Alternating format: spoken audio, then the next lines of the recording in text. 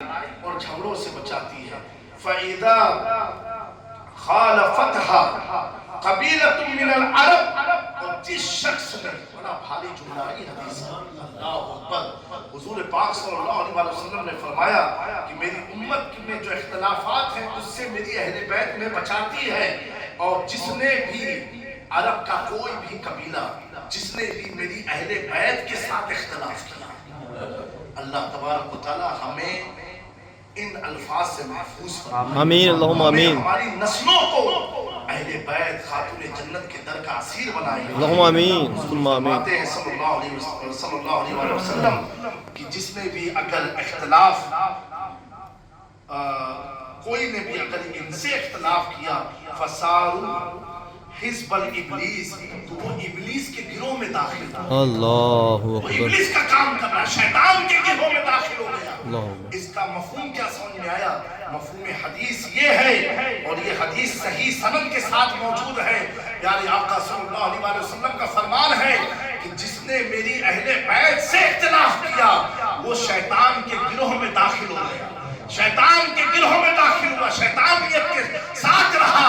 اب اس کا مفہوم مخالف کیا ہے کہ اگر کوئی شخص اہل بیت کے ساتھ ہے تو گویا کہ وہ اللہ کے گروہ کے ساتھ، سبحان اللہ. اللہ کے لشکر میں وہ شامل ہے.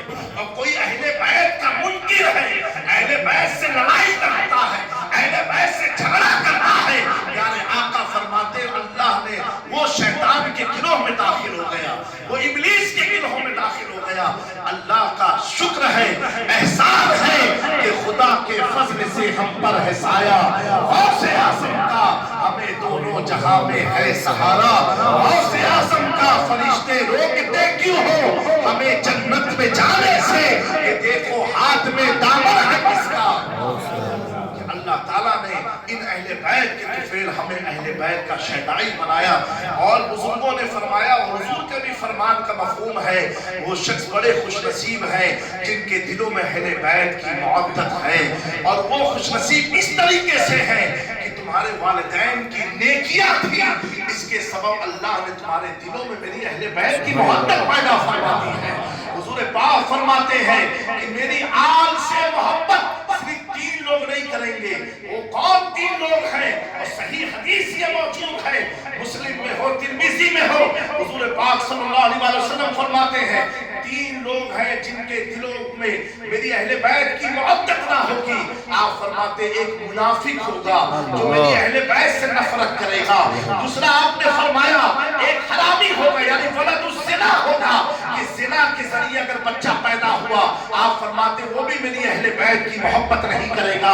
اور تیسرا فرمایا کہ حوالی میں پیریڈس ٹائم میں جس نے اپنی بیوی کے ساتھ جمع کیا، کیونکہ اس وقت جمع کرنا حرام ہے جب منتھلی پیریڈس آتے ہیں، حرام ہے. حضور فرماتے ہیں اگر پیریڈس کے ٹائم پر کسی نے اپنی بیوی سے جمع کیا، اب اس سے اگر بچہ رک گیا، آپ فرماتے وہ بچہ بھی میری اہل بیت سے محبت نہیں کرے گا. پتا کیا چلا؟ 3 لوگوں کے بارے میں حضور نے فرمایا، ایک منافق ہوگا، اور ایک ولد الزنا ہوگا، اور ایک وہ بچہ ہوگا کہ جو حالت حیض میں اس کے ساتھ جمع کیا گیا ہو. ان تینوں کے اندر میری اہل بیت کی محبت نہیں آئے گی. اب اللہ کا شکر ادا کرو، اگر آج ہم مولا علی کے شہر میں بیٹھے ہیں، آج ہم کربلا شریف جائیں گے، ہم کوفہ کی دھرتی پر جائیں گے، ہم بغداد معلیٰ جائیں گے، ہم کچوچا کی زیارت میں جاتے ہیں، ہم اجمیر معلیٰ جاتے ہیں، محبوب الہی کی بارگاہ میں جاتے ہیں، تو شکر شکر یہ سوچ کے ادا کرو، اے اللہ تو نے نیک ماں باپ کا بچہ ہمیں سبحان اللہ. نیک ماں باپ کی نسل میں پیدا کیا ہے.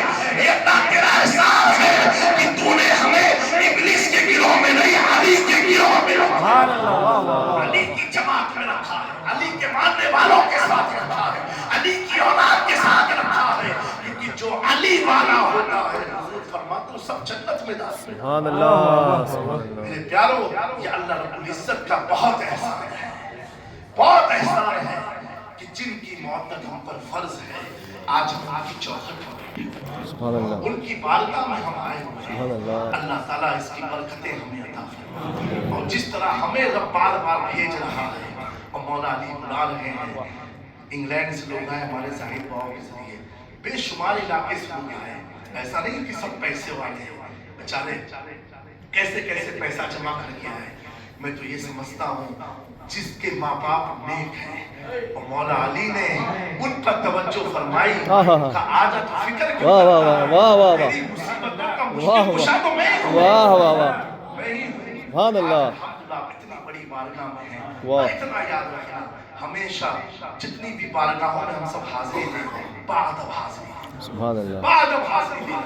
और आप किसी के भी मुरीद हो पहली हाजिरी जब आप दो औलाद अली के साथ तो आप ये सोच के या अल्लाह तेरा एहसान है कि पहले तो तूने जिस पीर का मुझे मुरीद बनाया उस पीर का ये सदका है कि मैं आज सिराते मुस्तकीम पर चल रहा हूं। सुभान आप अल्लाह। किसी के भी मुरीद हो अल्हम्दुलिल्लाह इसका मतलब पीर में कुछ दम था अभी तो इस चौखट तक आप पहुंचे हो। हाँ तभी तो आप इस चौखट तक पहुंचे हो। आपने जिसके भी हाथ में हाथ दिया होगा अगर वो कमजोर हो तो उसके बाप दादा मजबूत रहे होंगे कि जिन्होंने आज आपको इतनी अजीम बारगाह में भेजा है। सुभान अल्लाह। मखदूम अशरफ जहांगीर समनानी फरमाते हैं मुझे तकरीबन 114 या 17 या 170 या 80 सलासिल के बुजुर्गों का फैज हासिल हुआ। जब मुझे कोई बुजुर्ग कोई फैज देते थे तो मैं ये सोचता था देने वाले तो ये है लेकिन हाथ मेरे पीर अलाउल हक मंडवी का हाथ है। आप फरमाते हैं जो भी वली मुझे इनाम देता था वो देता तो था मैं ये सोचता था ये हाथ इनका नहीं है ये मेरे पीर मुर्शिद अलाउल हक मंडवी का हाथ है। तो जब मुरीद ऐसा था तब अलाउल हक मंडवी ने फरमाया कि अशरफ तुम मेरे मुरीद ही नहीं बल्कि मेरी मुराद हो मेरी मुराद हो। अल्हम्दुलिल्लाह आज इतने अजीम और बुजुर्ग की औलाद के साथ आपकी हाजिरी हो रही है। यही हम सब का मुकद्दर है। हर मौके पर अपने माँ बाप के लिए दुआ करें अपने अजदाद के लिए दुआएं करते रहें क्योंकि उनकी रूहें भी खुश होंगी। मुकद्दस शाबान का महीना है इतना बाबरकत महीना है। हुजूर फरमाते अल्लाहुम्मा बारिक लना फी रजब व शाबान जिस महीने की बरकत के लिए हुजूर दुआ मांगते हैं। अब आप सोचो कितना मुकद्दस महीना है वो बल्लिगना रमजान और इस बरकतों से अल्लाह हमें रमजान को दिखा दे। बड़ा मुकद्दस महीना है मुकद्दस बारगाह है तो हमेशा बाअदब हाजिरी देना। और जो लोग देखें अदब से बहुत कुछ मिलता है। अदब तो जाहिल को विलायत देता है। बाअदब बानसीब बेअदब बेनसीब अदब बहुत बड़ी चीज है। और जिसने अदब किया बस आखिरी बातें हैं जिसने अदब किया वही अबू बकर सिद्दीक वही उमर बने वही उस्मान बने वही अशरे मुबश्शरा बने वही 1,24,000 कमोबेश सहाबा की जमात। और जो मुअद्दब नहीं थे जिन्होंने अदब नहीं किया वो अब्दुल्ला इब्न उबय बना। समझे मेरी बात? मुनाफिकों का सरदार अदब इंसान को उस जमाने में वाक़या रिसालत का जिसने अदब किया था वो सहाबी हो गए। और जो अदब नहीं किए कलमा पढ़े थे अदब नहीं किया वो मुनाफिक जिनका कुरान में बारहा जिक्र है। तो अदब ईमान की मंजिलें तय कराता है और बेअदबी मुनाफिकत की तरफ ले जाती है निफाक की तरफ ले जाती है।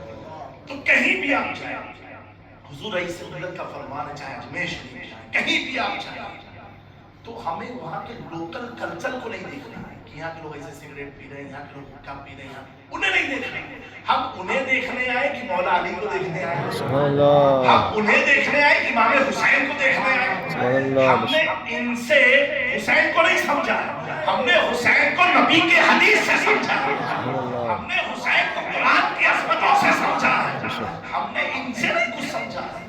तो क्या बताने का मकसद ये है कि कम से कम इतना लिहाज रखना। मुझे मालूम है हो सकता है किसी को सिगरेट की लत है और उसके बगैर बेचैन हो रहता है लेकिन हरम का कोई भी दायरा हो जहाँ मौला अली का हरम इमाम हुसैन का हजरत अब्बास का हुजूर गौस पाक की बारगाह वहाँ पर ऐसा अमल मत करना जिस अमल से उनको नाराजगी हो जाए।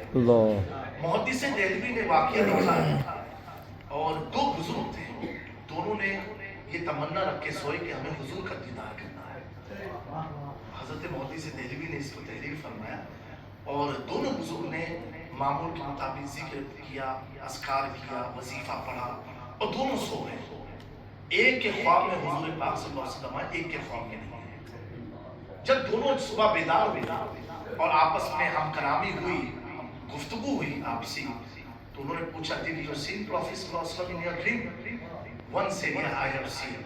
ایک رونے لگا کہ میں نہیں دیکھا، جبکہ ہم دونوں نے we have decided same thing, we have done the same things، لیکن آپ نے دیکھا ہم نے نہیں دیکھا۔ وہ رونے لگے، بہت روئے حضور کی بات کہ مجھ سے کون سا ایسا ہوا کہ میں حضور کو نہیں دیکھ پایا۔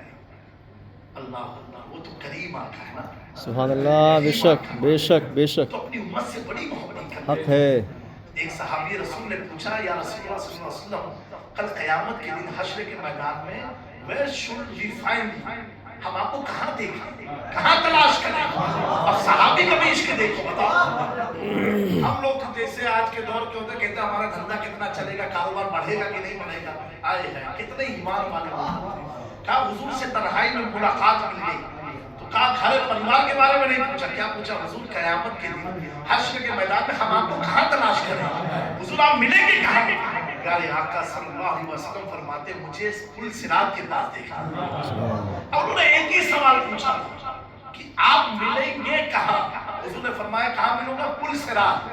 ٹھیک ہے میری بات ہو گیا جواب کے لیے، لیکن کتنے کریم آقا، سبحان اللہ، کتنے کریم آقا، میرے کریم سے گر قطرہ کسی نے مانگا، کتنی محبت کرتے ہیں اپنی امت سے۔ سوال تو ایک تھا، جواب دے دیا شارٹ میں، ہاں میں پل صراط کے پاس ملوں گا۔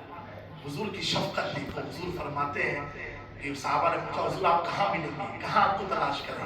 حضور فرماتے پل صراط کے پاس ہے۔ جواب کے لیے آگے حضور فرماتے اگر میں وہاں نہ ملوں گا تو مجھے حوض کوثر کے پاس دیکھنا۔ کتنے قریب آقا، اگر میں حوض کوثر کے پاس نہ ملوں گا تو مجھے فلاں جہاں تلاش کر لینا، اگر میں وہاں نہ ملوں گا تو میری اہل بیت جہاں کھڑی ہوگی وہاں مجھے تلاش کر لینا، اگر میں وہاں بھی نہ ملوں گا تو مجھے تلاشتے رہنا، کہاں پر جب حساب کتاب جہاں ہوگا وہاں مجھے تلاش لینا، اگر میں وہاں بھی نہ ملوں گا تو جہاں تیرا نام ہے اعمال کھلے گا اور جب تم مصیبت میں ہوگا یعنی سوال ایک تھا لیکن جواب کتنے طریقے سے حضور نے دیا کہ اپنی امت کو بچایا۔ یہاں نہ ملے تو یہاں مل لینا، یہاں نہ ملے تو یہاں مل لینا، یہاں نہ ملے یہاں مل لینا۔ کیوں؟ انہیں معلوم ہے یہ در بدر کہاں ٹھوکریں کھاتے تھے، اتنے ہزاروں سال تپش کرنی ہوگی، کہاں پریشان ہوتے چلیں گے۔ میرا امام کہتا سب نے صفے محشر میں للکار دیا ہم کو، اے بے قصوں کے آقا اب تیری دہائی ہے۔ تو یہ بھی یاد رکھنا حضور کا فرمان، کہاں تلاشنا؟ پل صراط کے پاس، سبحان اللہ، وہاں نہیں تو حوض کوثر کے پاس، وہاں نہیں تو میری اہل بیت میں مجھے دیکھ لینا، اللہ اکبر، وہاں نہیں تو جہاں نامہ اعمال کی کتابیں کھولیں گی وہاں مجھے دیکھ لینا، اللہ اکبر۔ اب قیامت کے بارے میں آیا کہ اللہ کے بغل میں اللہ کے شان جو کرسی پر اللہ تشریف فرما ہوگا اس کے بغل میں حضور کی کرسی لگی ہوئی، اور رب فرمائے گئے محبوب بیٹھو، حضور پاک کرسی کے ہتھے کو پکڑ کے، حدیث کے جملے ہیں، آپ پکڑ کے روئیں گے، بیٹھیں گے نہیں، روئیں گے، حضور روئیں گے، رب فرمائے گا محبوب بیٹھو، یہ آپ کا انتظام ہے، آپ کے لیے، حضور روتے رہیں گے۔ اے محبوب کیوں آپ رو رہے ہیں؟ اللہ نے تو آج آپ کو مقام محمودیت عطا فرمائی ہے، اتنے بلند مقام پر رکھا ہے محبوب، آپ رو کیوں رہے ہیں؟ حضور فرمائیں گے، عرض کریں گے مولا اگر تو چاہتا ہے تیرا محبوب اس کرسی پر بیٹھ جائے تو مولا ایک کام ہے صرف، رب پوچھے گا محبوب کیا چاہتے ہیں؟ میں چاہتا ہوں کہ میری امت کے نامہ اعمال، میری امت کا حساب کتاب کسی اور نبی اور امتی کے سامنے نہ ہو۔ اللہ اکبر، اے اللہ میں نہیں چاہتا ہوں کہ میری امت کے عیب کسی اور امت پر ظاہر ہو، کسی اور امت کو معلوم ہو کہ میری امت کیسی تھی، میری امت کے کرتوت کیا ہے۔ اللہ اکبر، حضور فرماتے ہیں جب میں اپنے رب سے یہ عرض کروں گا رب فرمائے گا ٹھیک ہے محبوب جاؤ، تمہاری امت کا حساب کتاب کے لیے اللہ نے ایک پردہ متعین کر دیا ہے۔ اور ایک حدیث کا یہ بھی جملہ ہے، حضور پاک صلی اللہ علیہ وسلم نے فرمایا اے اللہ میری امت کا جب حساب کا وقت آئے اس وقت مجھے میری امت کے روبرو کر دینا، میں اپنی امت کے سامنے کھڑا ہوں۔ رب فرمائے گا محبوب ٹھیک ہے تمہاری دعائیں قبول ہو گئی اور تمہیں تمہاری امت کے کوئی نام اعمال کھلیں گے وہ کسی اور کے سامنے نہیں، اللہ ایک پردہ لگائے گا جس پردے کی آڑ میں تیرے محبوب تیری امت کا حساب و کتاب لیا جائے گا۔ سبحان اللہ، آپ سوچو وہ کریم آقا کتنی ہم سے محبت کرتے ہیں۔ اللہ میرے سبحان امام نے کہا میں مجرم ہوں، آقا مجھے یہ ساتھ ساتھ لے لو کے رستے میں ہے یا جا بجا تھانے والے، ہم سب بڑے خوش نصیب ہیں۔ ایک صحابی رسول نے پوچھا تھا، بس کرو نا، پوچھا تھا بس 2 منٹ کی اور بات سن لیجیے، یا رسول اللہ صلی اللہ تعالیٰ علیہ وسلم کی قیامت کب آئے گی؟ مت الساعہ، قیامت کب آئے گی؟ اب جواب ہونا چاہیے قیامت یہ آئے گی، اس کی نشانیاں بیان ہوتی ہیں، لیکن زاہد بابا میرے آقا صلی اللہ علیہ وسلم نے کیا جواب دیا کہ تمہارا پریپریشن کیا ہے قیامت کا، اللہ، تمہاری تیاری کیا ہے قیامت کی؟ کہا اب صحابہ ہیں جو حضور کی بارگاہ کے درس یافتہ ہیں، حضور کی بارگاہ کے تلمیذ ہیں، کسی اور نے انہیں نہیں پڑھایا تو اللہ کے محبوب نے پڑھایا۔ اب صحابہ کا عشق دیکھو، جب حضور نے انہوں نے پوچھا قیامت کب آئے گی، حضور نے فرمایا تمہاری تیاری کیا ہے؟ تیاری کیا ہے؟ آج آدمی ڈیفنس کرتا ہے اپنے بات کو لے کر کے، قربان جاؤ صحابہ کی عظمت پر۔ صحابہ عرض کرتے یا رسول اللہ صلی اللہ علیہ وسلم ہمارے پاس تو کچھ نہیں ہے، ہمارے پاس کچھ اعمال نہیں ہے، صرف ہمارے پاس اللہ اور اس کے رسول کی محبت ہے، وہ کچھ نہیں ہے۔ یہ نہیں کہا کہ ہم نے اتنا تلاوت کیا ہے، خالی اللہ اور اس کے رسول کی محبت ہے۔ سبحان اللہ، حضور پاک صلی اللہ علیہ وسلم فرماتے ہیں تم نے دنیا میں جس سے محبت کی کل قیامت میں اسی کے ساتھ اٹھائے جائیں۔ سبحان اللہ، دیکھو قیامت کب آئے گی اور جواب کیا مل رہا ہے، تم نے دنیا میں جس سے محبت کی کل قیامت میں اسی کے ساتھ اٹھائے جاؤ گے۔ اٹھائے جائیں گے۔ 2011 سے since 2011 کنٹینیوسلی حضور رئیس ملت ہم لوگوں کو لے کر کے غوث پاک کی بارگاہ میں آتے ہیں، مولا علی امام حسین کی بارگاہ میں کیوں لاتے ہیں؟ تم نے دنیا میں جس سے محبت کی کل قیامت میں ان کے ساتھ اٹھائے جاؤ گے، تو ہمیں مطمئن کرانے کے لیے کہ سنو ہمارا اور آپ کا مسیح ہر کوئی نہیں ہے تو غوث اعظم شیخ عبد القادر سبحان جیلانی اللہ، سبحان اللہ، آج سبحان اپنی اللہ، اولاد سبحان کے اللہ، ساتھ ان کی چوکھٹ تک آئے ہیں، کل انشاءاللہ اولاد کے طفیل آپ دادا کے در کو دیکھ رہے ہیں، کل اولاد کے طفیل ہم دادا کی ذات کو دیکھیں گے، سبحان اللہ، دادا کے ساتھ رہیں گے میدان محشر میں۔ سبحان اللہ، سبحان اللہ، ہمارے ان سبحان چند اللہ، کلمات کو اپنی بارگاہ کرم میں قبول آمین، فرمائے۔ اللہم آمین یا کوئی رب چیز بولنے میں قصداً سہون غلطی ہوئی ہو مولا کریم ہم سب کو معاف فرمائے۔ اللہم آمین۔ تو ادب کے ساتھ رہیے گا، تو وہ بزرگ ہاں یہ خواب باقی رہ گیا تھا، تو دونوں نے ایک نے خواب دیکھا حضور پاک صلی اللہ علیہ وسلم کو، اور یہ حضور کو دیکھنا بھی ایمان والوں کی بڑی اعلیٰ علامت ہے۔ مفتی اعظم کہتے تمہیں نہ دیکھا تو کس کام کی آنکھیں؟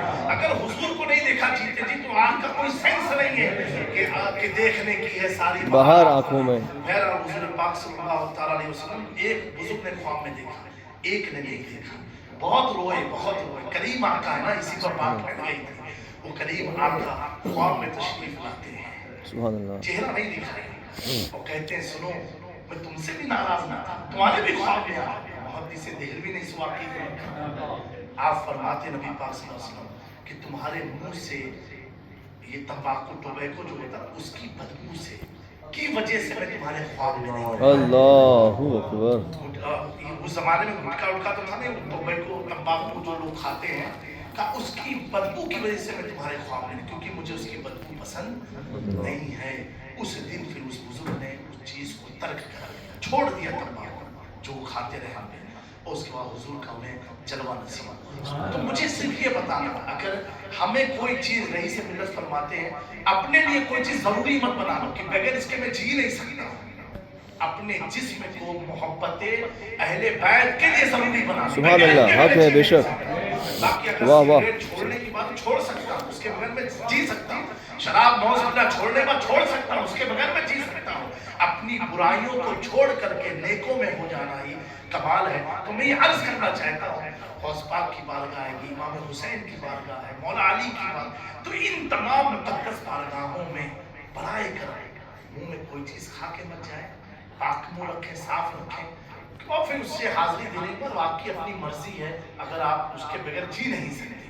اور غوث پاک کی بارگاہ میں خاص اس چیز کا احتیاط رکھیں، جب بھی کسی درگاہ سے باہر نکلے تو کوشش یہ کریں، جو سینئر لوگ ہیں، میں سینئر سٹیزن کی نہیں بات کرتا، نوجوانوں کی خاص طور سے پیٹ نہ ہو کسی آستانہ کی طرف، ان کی تربت کی طرف، ان کی مزار کی طرف پیٹ بھی ہم نہ کریں، باادب ہو کر کے ادب میں جو آپ کو لذتیں ملیں گی نا، اور ادب ہی مقام ولایت تک پہنچانے گا۔ عقیدت ادب ہمیں معراج کرا دے گا، یہ ادب کو ہمیشہ خیال رکھنا۔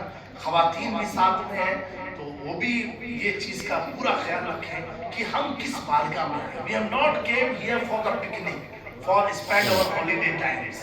ہم یہاں ہیں اپنی اسپیشلٹی کو اسٹرانگ کرنے کے لیے، اپنی روحانیت میں اضافہ پیدا سبحان کرنے، اللہ، اپنے آپ کو چینج کرنے کے لیے، اور ان کی بارگاہ سے کچھ لینے کے لیے، کچھ نہیں بہت کچھ لینے کے لیے آئے، تو اس کے لیے ہمیں پریپیئر ہونا پڑے گا۔ وداؤٹ ویزا کیا آپ عراق میں آئے؟ وداؤٹ ٹکٹ آپ عراق میں آئے؟ بولیے میرے بھائی، نہیں، ویزا لگانا، ویزے کے ساتھ ٹکٹ لگی، پھر فلائٹ لینا پڑا۔ ایک کنٹری میں آنے کے لیے اس کنٹری کے دستور کے مطابق ہمیں رہنا ہے۔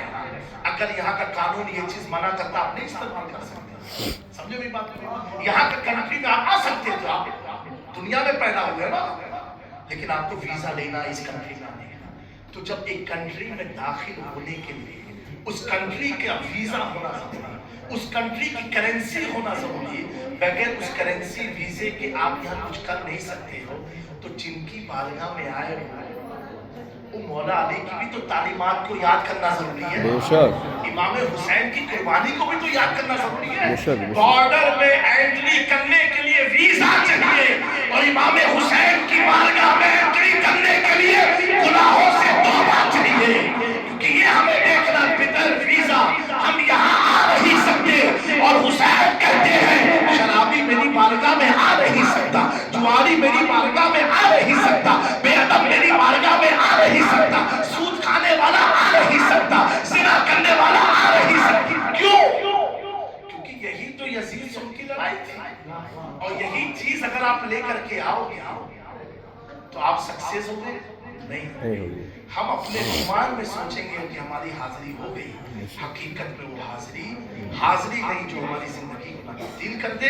اللہ تعالیٰ ہم سب کو بادب رہنے کی توفیق عطا فرمائے، اور کوئی بھی ضرورت لگے حضور علیہ سے ملت موجود ہیں۔ آپ کاہے بغائے مفتی ریاض صاحب ہمارے قافلے میں ہیں، اور بھی علماء کرام بریلی شریف سے بھی معاذ صاحب ہے، کوئی بھی مسئلہ سمجھنا اور پوچھنا ہو آپ برائے کرم ان لوگوں سے بھی رابطہ کر سکتے ہیں۔ بھائی اس جملے کو یاد رکھنا ہے، ہمیں اطراف کے لوگوں کو نہیں دیکھنا ہے، ہم جس کی بارگاہ میں آئے ہمیں انہیں دیکھنا ہے۔ استغفر اللہ ربی من کل ذنب واتوب الیہ وما علینا الا البلاغ۔ سنت پڑھ لیں انشاءاللہ۔